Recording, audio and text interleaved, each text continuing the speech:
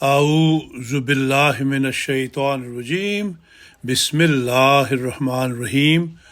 اے چھاؤں چھاؤں شخص تیری عمر ہو دراز۔ ڈائری مکرم عابد خان صاحب سے ایک انتخاب۔ دورہ جرمنی و بیلجیم 2018 کے چند واقعات، حصہ پنجم۔ روزنامہ الفاظ انٹرنیشنل، جمعۃ المبارک، 1 نومبر 2024۔ احمدیوں کے جذبات۔ میں ایک اور 26 سالہ احمدی تنویر احمد سے بھی ملا جو ربوہ سے تعلق رکھتے ہیں، اور 1 سال قبل 4 ماہ کے ایک مشکل سفر کے بعد دبئی، لیبیا، اٹلی اور آسٹریلیا سے ہوتے ہوئے بالآخر جرمنی پہنچے تھے۔ انہوں نے بتایا کہ جرمنی کے سفر کے دوران انہیں بہت سخت اور پریشان کن حالات کا سامنا کرنا پڑا، تاہم یہ سفر وسیلہ ظفر تھا، کیونکہ اس نے انہیں پاکستان میں ہونے والے شدید ظلم و ستم سے نجات دلائی۔ جب ہم بات کر رہے تھے تو تنویر صاحب نے اپنی پتلون کے پائنچہ کو کچھ انچ اوپر کیا اور مجھے پاکستان میں مذہبی انتہا پسندوں کے حملے کے بعد کا ایک بہت بڑا زخم دکھایا۔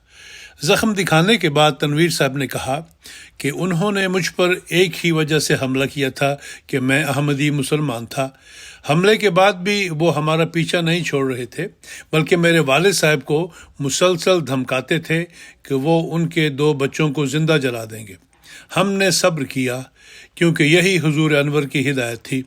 اگر حضور نے ہمیں اپنے دفاع کی اجازت دی ہوتی تو ہم ایک لمحے کے لیے بھی انتظار نہ کرتے، مگر پاکستان میں تمام احمدیوں کو یہی ہدایت ملتی ہے کہ وہ اللہ تعالیٰ پر بھروسہ رکھیں۔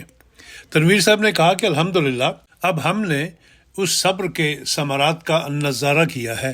اب میں آزادی سے سانس لے سکتا ہوں، اب میں آزادی سے بات کر سکتا ہوں۔ سب سے اہم بات یہ ہے کہ اب میں اپنے محبوب خلیفہ سے مل سکتا ہوں، جیسا کہ آج ہوا۔ ان کے خوبصورت سراپے نے مجھے مسحور کر دیا۔ ان کی نورانیت میرے تصور سے بھی زیادہ تھی۔ وہ میرے لیے ایک پاکیزہ نمونہ ہے۔ حضور انور سے ملنے والے ایک اور شخص 37 سالہ محمد جاوید تھے، جنہوں نے 1990 کی دہائی کے اواخر میں اپنے بھائیوں کے ہمراہ احمدیت قبول کی تھی۔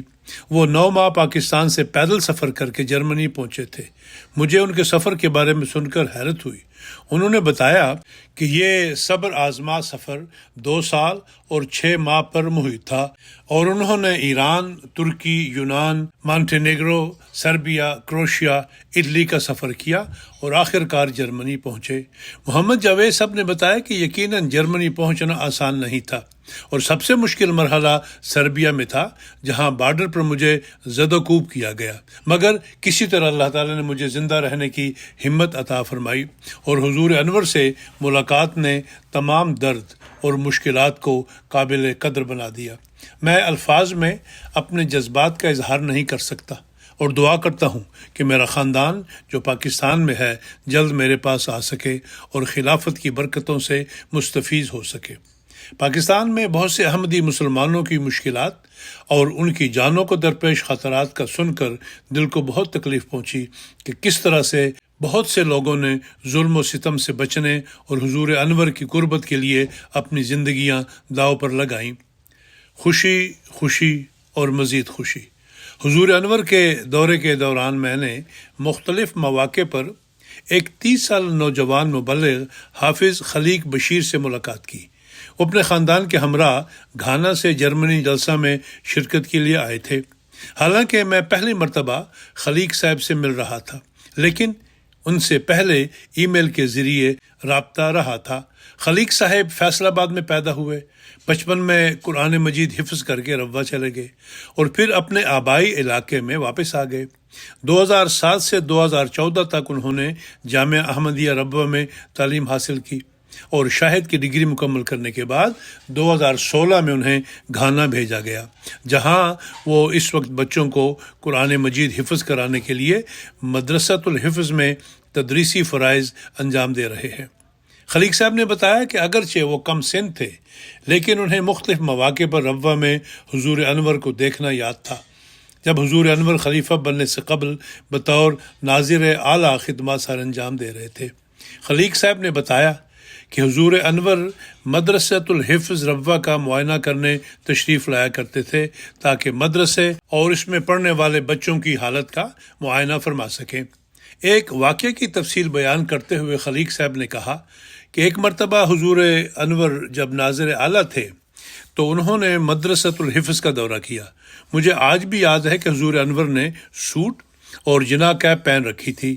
اس وقت میں بہت کمزوری محسوس کر رہا تھا اور ایک طرف ہو کر بیٹھا ہوا تھا۔ حضور انور نے پرنسپل صاحب سے دریافت فرمایا کہ میں کیوں بیٹھا ہوں؟ اس پر میں نے خود اٹھ کر حضور انور کو بتایا کہ میں بیمار ہوں۔ یہ سماعت فرما کر حضور انور نے انتہائی محبت سے اپنے دست مبارک کو میری پیشانی پر رکھا تاکہ بخار چیک کر سکیں، اور پھر ذاتی طور پر میرے لیے ہومیوپیتھی دوائی تجویز فرمائی۔ یہی طریق تھا جس سے حضور انور بچوں کا خیال فرمایا کرتے تھے۔ خلیق صاحب نے مزید کہا کہ معائنے کے بعد حضور انور نے یہ بھی ہدایت فرمائی کہ مدرسۃ الحفظ میں داخل بچوں کے ہاسٹل کے اخراجات معاف کر دیے جائیں۔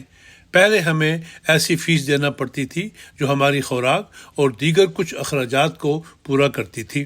اسی طرح ہمیں یہ بھی محسوس ہوا کہ حضور انور کی تشریف آوری کے بعد ہمارے کھانے کے معیار میں بھی بہتری آئی، اور یہ سب حضور انور کی بچوں کے لیے ذاتی توجہ اور خیال کا نتیجہ تھا، اور یہ کہ وہ چاہتے تھے کہ طلبہ ہر لحاظ سے آرام میں ہوں۔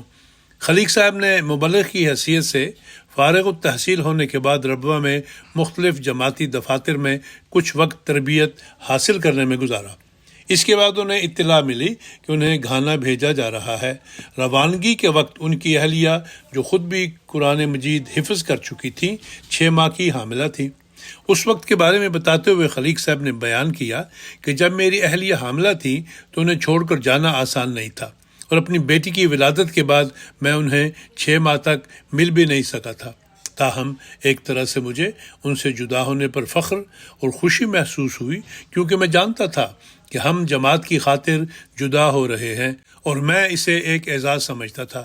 میری اہلیہ کو بھی اس حقیقت کا ادراک حاصل تھا کہ میں ایک مبلغ ہوں، اور اس طرح کی جدائیاں اور آزمائشیں ہماری زندگی کا حصہ ہوتی ہیں۔ خلیق صاحب نے مزید کہا کہ سب سے بڑی خوشی کی بات یہ ہے کہ میں اس ملک میں خدمت بجا لا رہا ہوں جہاں حضور انور رہ چکے ہیں، اور جس سے آج بھی ان کو بہت محبت ہے۔ بظاہر وہاں کے حالات پاکستان سے زیادہ مشکل ہیں، لیکن میں کبھی ایسی چیزوں کی فکر نہیں کرتا، اور ہمیشہ سوچتا ہوں کہ آج گھانا میں حالات اتنے آسان ہیں جتنے 35 برس قبل حضور انور اور آپا جان کے یہاں قیام کے دوران نہیں تھے۔ میں نے خلیق صاحب سے پوچھا کہ انہوں نے گھانا میں اپنے مختصر وقت میں کیا سیکھا یا کیا مشاہدہ کیا۔ جواب میں انہوں نے کہا کہ سب سے بڑھ کر میں نے یہ مشاہدہ کیا ہے کہ گھانا میں افراد جماعت کی خلافت کے لیے محبت اور عقیدت کے جذبات بہت زیادہ ہیں، شاید پاکستان کے احمدیوں سے بھی بڑھ کر ہوں۔ اطاعت خلافت کے معیار ناقابل یقین ہیں۔ میں حالانکہ ایک مبلغ ہوں، لیکن مجھے ایسے لگتا ہے کہ جیسے میں گھانا کے لوگوں سے بہت پیچھے ہوں۔ جرمنی کے دورے کے دوران خلیق صاحب اور ان کی اہلیہ کو پہلی مرتبہ حضور انور سے ملاقات کی سعادت حاصل ہوئی۔ ملاقات کے بعد خلیق صاحب نے بتایا کہ میں نے کئی سالوں سے آپ کی ڈائریاں پڑھی ہیں اور MTA پر بے شمار بار حضور انور کی زیارت بھی کی ہے، لیکن مجھے آج پتہ چلا کہ حضور انور کی بالمشافہ زیارت کرنا بالکل ہی مختلف اور ایک الگ بات ہے۔ حضور انور ہمارے ساتھ محبت بھرے انداز سے پیش آئے، اور حضور انور کو بے تکلف انداز میں دیکھ کر مجھے بہت خوشی محسوس ہوئی۔ حضور انور نے ہم سے اس طرح گفتگو فرمائی کہ ہمیں لگا کہ وہ ہمیں بہت اچھی طرح سے جانتے ہیں۔ خلیق صاحب نے مزید کہا کہ غالب احساس خوشی ہے، خوشی خوشی اور مزید خوشی۔